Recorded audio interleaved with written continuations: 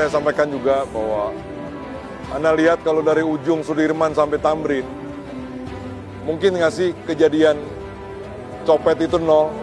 Buktinya itu terjadi tuh di Jakarta. Artinya masyarakat menengah elit ke atas melihat bahwa polisi sudah melakukan yang terbaik untuk masyarakat.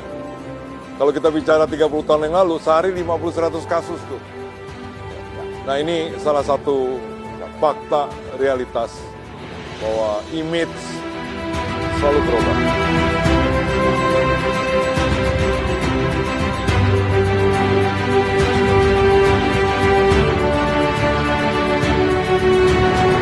So if you approach every problem you have as if it's a situation, you can change it. You can change one variable. You can change one condition, you can change one perspective, and it's no longer a problem. It's a situation that's getting better.